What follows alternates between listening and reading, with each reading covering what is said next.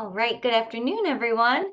Thank you for joining us for another Climate Live K-12 session for students, educators, and the public.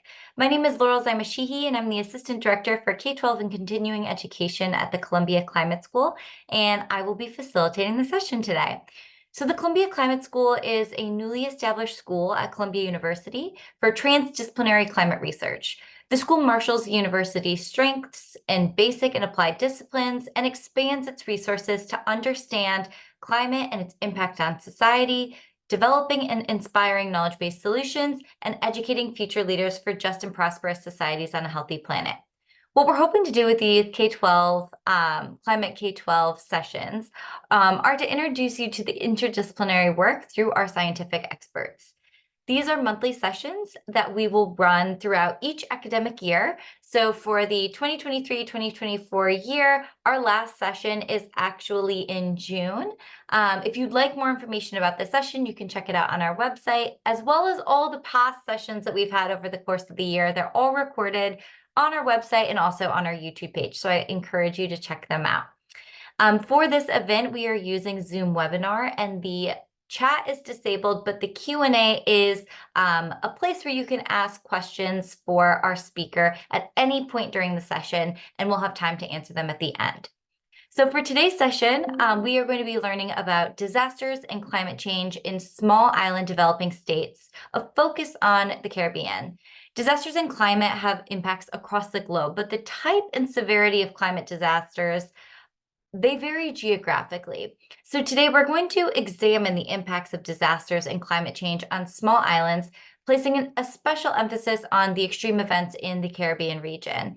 This session will be led by Thalia Balkaran, a postdoctoral research scientist at the National Center for Disaster Preparedness. Her focus is on adapting the Resilient Children, Resilient Communities initiatives to the small island context in the Caribbean. Her area of expertise includes small islands, disaster risk reduction, vulnerability, resilience, and sustainability. Thalia holds a Ph.D. in environmental management from the University of the West Indies. So I'm going to pass it off to Thalia now to share more about her work. Okay, good afternoon, everybody. Thank you very much for that introduction. And I'm going to share my screen to start the presentation today. And so I am Thalia Balkaran. I'm a postdoctoral researcher at the National Center for Disaster Preparedness here at the Columbia Climate School. And my presentation focuses on disasters within the context of small islands, and the emphasis is on the Caribbean. So just in terms of a definition for a disaster is an occurrence of a natural catastrophe, technological accident, or human-caused event that has resulted in severe property damage, deaths, and/or multiple injuries. So small island development states, I'd just like to get into a little bit of a definition of what is a small island development states and which countries fall under this category. So small island development states are a distinct group of 38 UN member states and 20 non-UN members / associate members of United Nations regional commissions that face unique social, economic, and environmental vulnerabilities. There are 3 geographic regions where small island development states are found: in the Caribbean, in the Pacific, as well as the Atlantic, Indian Ocean, and South China Sea. So the population of all small island development states is 65 million, which is actually less than 1% of the world population. So small island development states face varying challenges. Some of these include remote geography. They have high import and export costs, high reliance on external markets for many goods due to a narrow resource base. They also have a small population size, remoteness from international markets, high transportation costs, vulnerability to external economic shocks, and they are particularly vulnerable to biodiversity loss as well as climate change. So this is where the Caribbean is located. The Caribbean is located in the Western Hemisphere between North and South America, and these are some of the islands that make up the Caribbean. So now I'm going to talk a little bit about the disasters that the Caribbean region is vulnerable to, and it includes volcanoes, hurricanes and storms, landslides, tsunamis, earthquakes, as well as floods. So the first disaster that I'm going to focus on is hurricanes and tropical storms. And the Caribbean is located within the hurricane belt, which is the deeper blue area seen here. So hurricanes are one of the most frequent natural disasters that impact the Caribbean region. Usually the hurricane season falls between June 1st to November 30th every year. And it brings with it high winds, rain, flooding, as well as storm surge. And we can see here in this picture on the right, this is storm surge, which is basically the rise in sea level near the coast with the winds that the hurricane and tropical storm brings. And that, of course, causes damage on the coast. And in the middle, we can see these are some of the after effects of a hurricane. So it causes extreme damage. And the thing about the Caribbean is that a lot of population and infrastructure is located on the coast, which makes them particularly vulnerable to these high seas as well as strong winds. There's also the potential for loss of life associated with hurricanes, and hurricanes bring a pathway of destruction. There are many socioeconomic impacts on livelihoods, on varying industries, such as agriculture as well as tourism. And we are highly dependent on agriculture and tourism, which has the potential to be affected each year by hurricanes and storms. And our infrastructure is also highly affected. And there is an economic cost to rebuilding after the passage of these storms. So this infographic just shows 6 deadliest storms in the Caribbean from 1980 to 2009. And you see the category of the storm as well as the deaths associated to it, as well as the islands that were affected. So these type of storms have the potential to cause extreme damage. And in more recent times, some of the hurricanes that caused damage within the region include Hurricane Ivan in 2004, Irma in 2017, Hurricane Maria in 2017, and Hurricane Dorian in 2019. So I just want to talk a little bit about volcanoes. So the Caribbean region is susceptible to volcanic activity. Most of the volcanoes are found in the Eastern Caribbean, which is also known as the Lesser Antilles, which can be seen here highlighted. And the islands of the Eastern Caribbean form a curved chain of volcanic islands along the eastern margin of the Caribbean Sea that stretches from Grenada here in the south to Sombrero in the north. Such a curved chain of volcanic islands is referred to as an island arc. Not all of the Lesser Antilles, however, have live volcanoes, which are basically volcanoes that are likely to erupt again. The Lesser Antilles includes 21 live volcanoes spread across 11 volcanically active islands, and volcanic eruptions are one of the main hazards that threaten the Eastern Caribbean region. During the past 200 years, over 30,000 persons have been killed by volcanic activity in this region, and approximately 1 million persons are threatened by the direct effects of volcanic eruptions. So some of the islands in the Lesser Antilles that have volcanoes include Dominica, Grenada, Martinique, Montserrat, St. Kitts and Nevis, as well as St. Lucia. So Montserrat is an example or a case study that I would like to give of a volcano that had serious impacts.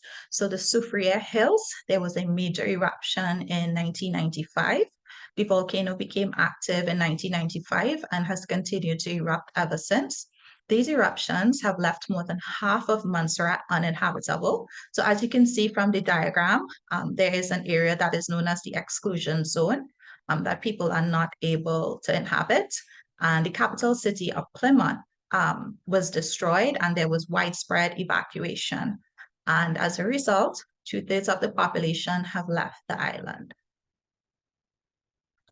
The next disaster that I will be talking about is earthquakes. So the Caribbean is a seismically active region. Earthquakes in the Caribbean are either tectonic or volcanic in origin. Tectonic earthquakes are generated when plates move as accumulated strain energy is released, or they can occur with volcanic eruptions. So volcanic earthquakes are generated by the movement of magma within the lithosphere. And this picture here just shows an event that happened in Haiti in 2010 that many of you all might be familiar with. It was a magnitude 7.0 earthquake, and it caused severe damage in Haiti. And it was estimated that 220,000 persons were reportedly killed with this event. So earthquakes have the potential to cause extreme loss of life as well as infrastructural damage. This here shows some of the historical earthquakes that have occurred in the Caribbean. In 1839, close to Martinique, earthquake occurred on the Richter scale 6.5 that caused about 400 persons to die and severe damage. And in 1843, between Antigua and Guadeloupe, there was considerable destruction in all islands from Saba to Dominica, leading to approximately 2,000 deaths in Guadeloupe. So the Caribbean has had a history of destruction associated to earthquake events. The next event that I would like to take a look at is tsunamis. And tsunamis do have the potential to be very destructive, especially on a regional scale. And known sources capable of causing tsunamis occur within the Caribbean region. That includes earthquakes, landslides, and volcanic eruptions. Compared to other hazards, however, tsunamis have inflicted a small amount of losses within the region. During the short 500-year period of written history in the Caribbean, there have been 4 events leading to approximately 350 lives being lost. And historical records suggest that potentially destructive tsunamis occur at an average rate of 1 to 2 per century in the Caribbean region. The next slide focuses on floods and landslides that we are also prone to in the Caribbean. Floods, there is a picture on the left of floods in Trinidad, and well, in Trinidad, that's where I'm from. And on the right, there's a picture of landslide activity in Haiti. So landslides are the movement of rock debris or earth down a slope. And the island of Dominica, for example, is extremely vulnerable to landslides as well as mudslides. And between 1925 and 2015, 35 persons lost their lives due to landslides on the island. So now I'm going to change gears a little bit and talk about climate change, which is related to disasters. And I'm going to give a definition of what climate change is. So climate change refers to long-term shifts in temperatures and weather patterns.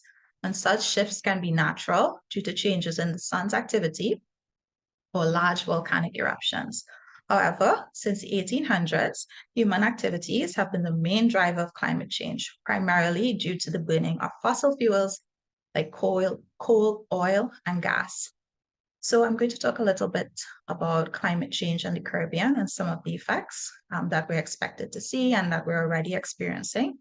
Less rainfall, more extreme events such as floods, drought, hurricanes and storms, warmer temperatures, as well as an increase in sea level and coastal inundation.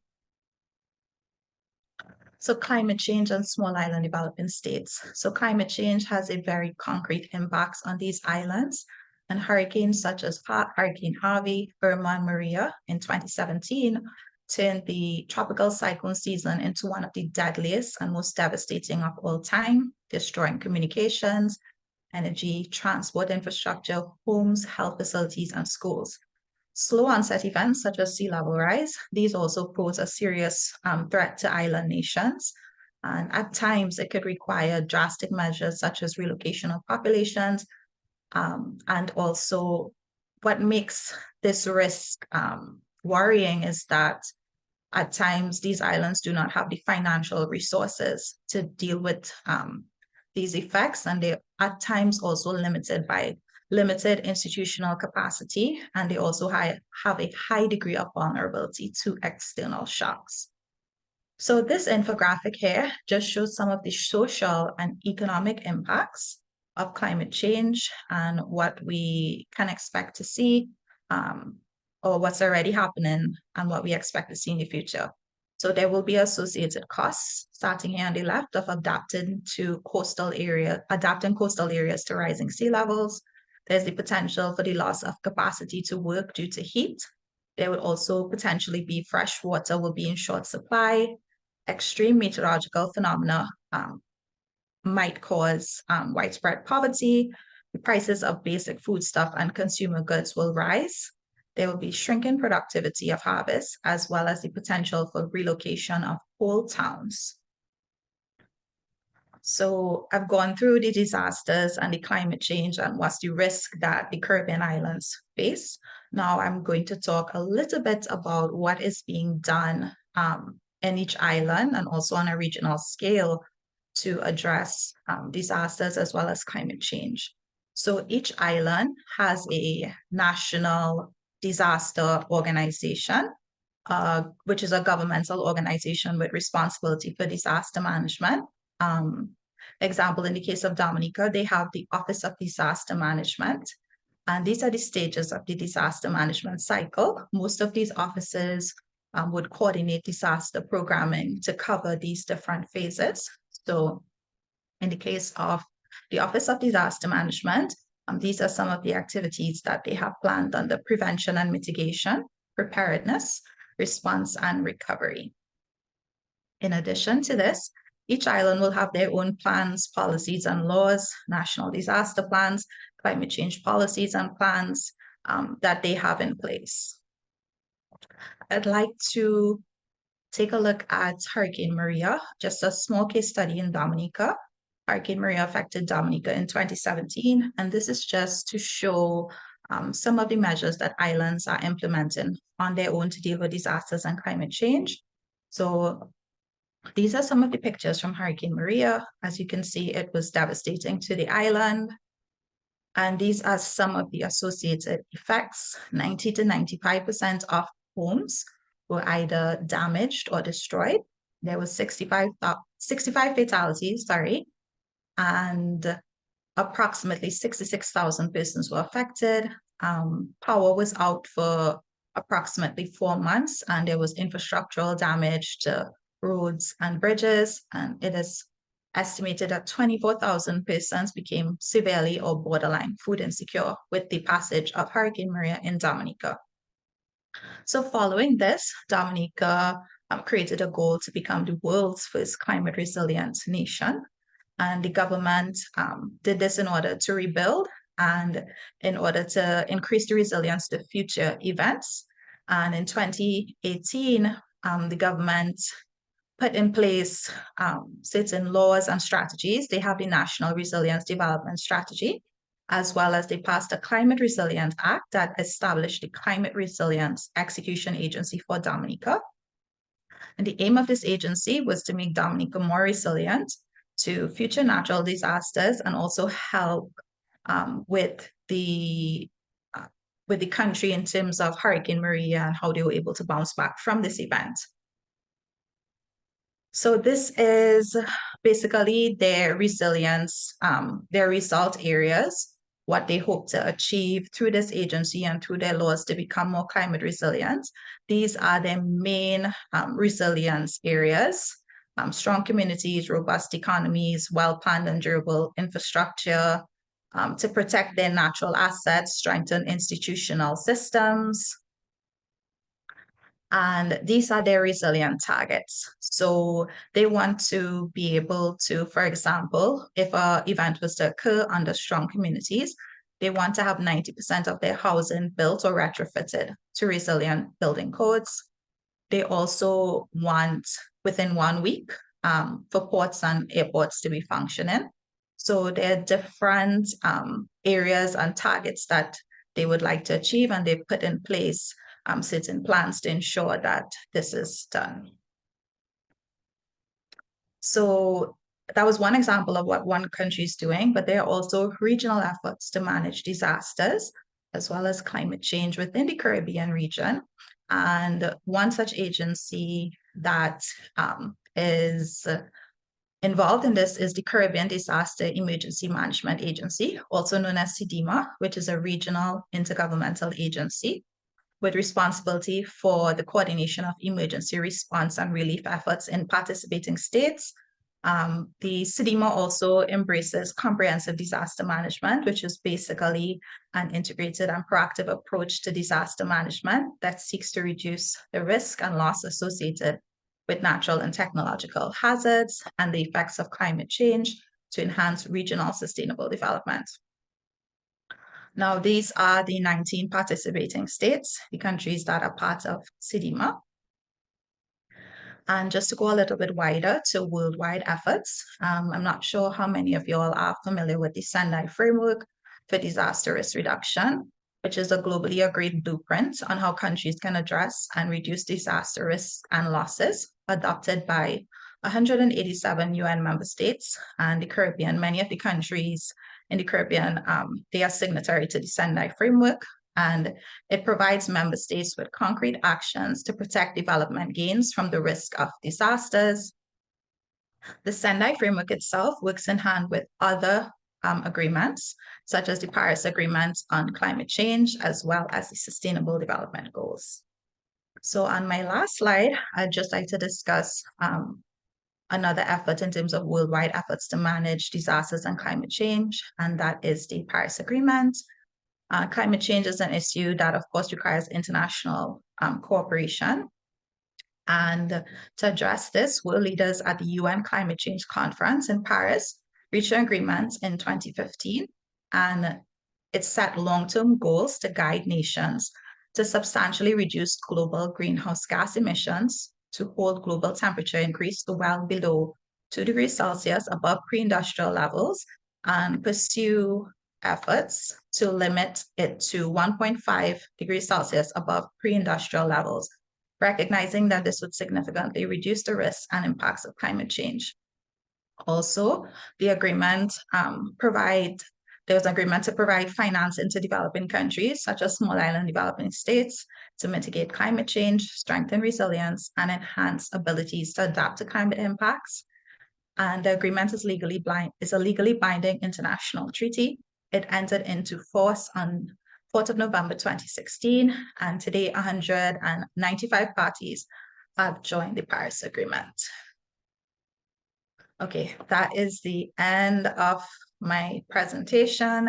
I'm going to take any questions that anybody might have. Thank you so much. Yeah, everyone who is here, feel free to put any questions that you have in the Q&A. And while we wait for some folks to think about some questions, I certainly have a few for you as well. So maybe I can kick it off. So it seems like for these small island developing nations, there needs to be a resilience plan that can prevent damage, and also a resilience plan that can help them reduce the amount of like infrastructural damage that happens if, you know, there's an earthquake or a hurricane or a huge storm surge that causes a lot of flooding. And so I'm thinking, for example, in the case study that you shared, there was a hurricane that happened and they were out of power for 4 months. And I just imagine that, you know, after the disaster strikes, there's also a lot of loss, you know, both human loss, but also, you know, infrastructural and financial loss that happens long after the disaster happens because of something like this. So I was wondering if there were, you know, any examples that you could share about both strategies that would prevent as much damage from happening as like a preventative measure, but also things that can be done to make sure that the infrastructure is resilient as well. Right. I mean, disaster risk management is such, there's so many things that could be done on a wide scale, from the national level, the regional level, on the individual level. In terms of, you talked about as soon as an event happens. Now, in the Caribbean, we do have something in place called the Caribbean Catastrophe Risk Insurance facility, which is basically insurance following an event. So if an earthquake is to occur or a hurricane is to occur, It is basically an insurance plan that the countries take out, where they're basically given liquidity fairly quickly, and they're able to pump this into whatever measures they need to wherever they might need, maybe response or rebuilding. So many of the islands of the Caribbean are part of this insurance scheme. So that's one aspect that's currently in place. And it's in place. It depends on what the country buys into, if they buy a hurricane policy or earthquake policy. But on the regional level, we also cooperate with CDMA. So the countries basically come together to help each other. So the Army from Trinidad might go to help if there's an event in Grenada. I remember when there was a passage of Hurricane Ivan, I believe it was in 2004, our Army went across. So there is this coordinated regional effort to help each other through CDMA. There are also different plans and policies and guidelines put in place by CDMA that all the countries will follow and try to put into their own plans in terms of what they're supposed to do to increase resilience. On a national level now, each country will have their own plans and policies. They might even have funds within their budget to cover events like this. And then on the community level, there will also be disaster management is organized in the Caribbean in each country at the national level, and then also the community level as well.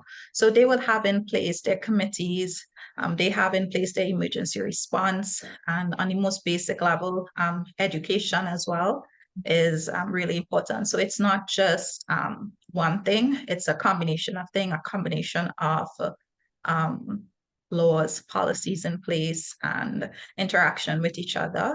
But I think the Caribbean is very aware of what's going on worldwide. And while we've always had disasters, there seems to be an increase in intensity. And some of the individual countries, for example, Dominica, that I showed the example of, they are putting in place their own initiatives to try and help themselves become more resilient and to be able to adapt. And global initiatives such as the Sendai framework is there as a guiding principle to countries to be able to know what they need to put in place at the different levels to be able to deal with disasters and then climate change as well. Yeah, I mean, I didn't realize that there was this unified effort in the Caribbean to support one another, both financially, but also, on the ground in the rebuild. And I think that's so critical and really great. And just hearing that there are multiple levels of resilience planning that are, from community all the way up to international levels is really important as well. You had also mentioned, the Paris Agreement has set aside these finances from other countries around the world.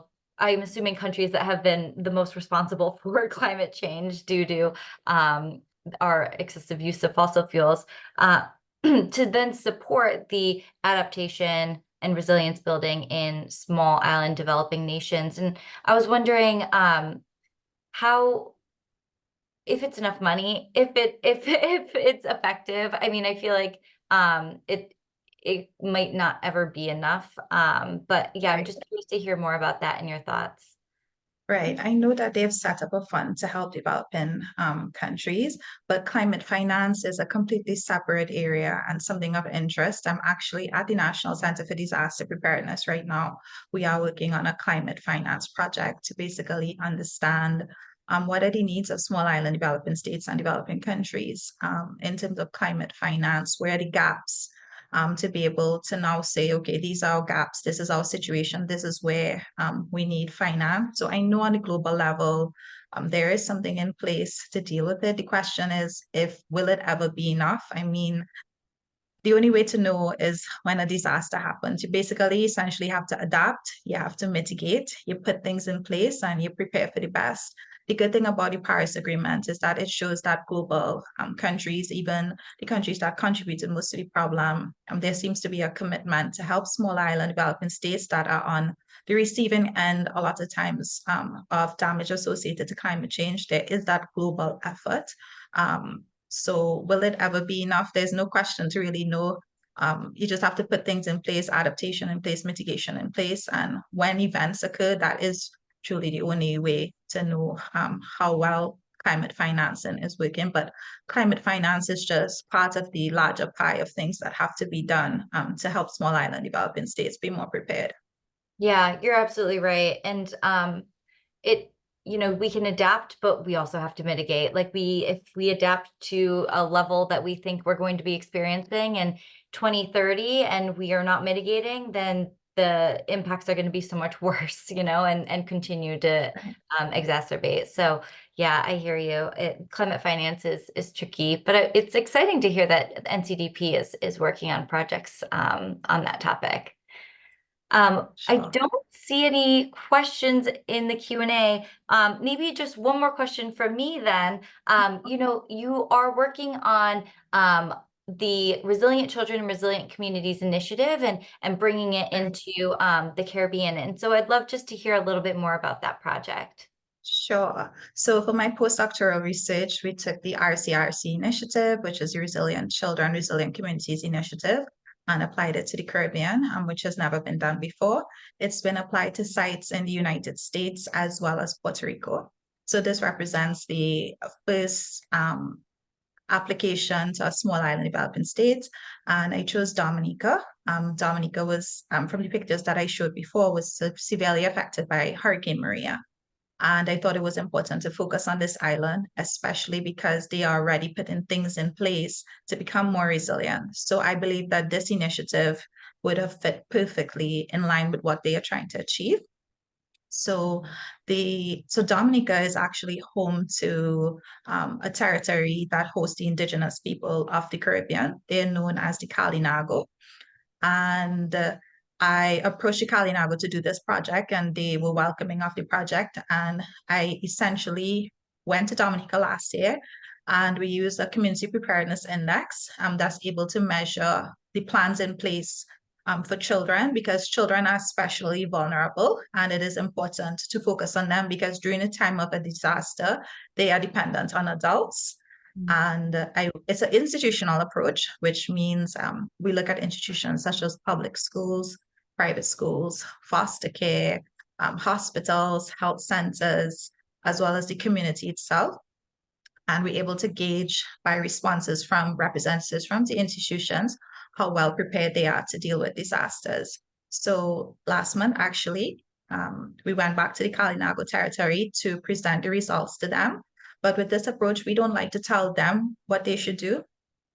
It's a bottom-up approach where we want to take into consideration what they want done. So we actually had a workshop with them, we presented the results to them, and then they told us the aspects that they would like to change to come up with an action plan. And this action plan will then be disseminated to the institutions, and it's up to the institutions to now put in place changes so that these different institutions can better respond to disasters and to help children be better prepared to deal with disasters. So that's what my postdoctoral research was about.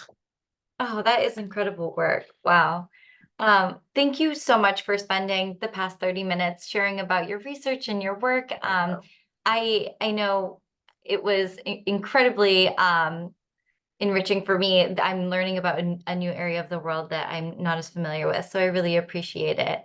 And thank you for everyone that joined us today. Our last session for this academic year will be in June, so I hope you join us again for that session as well. Thank you.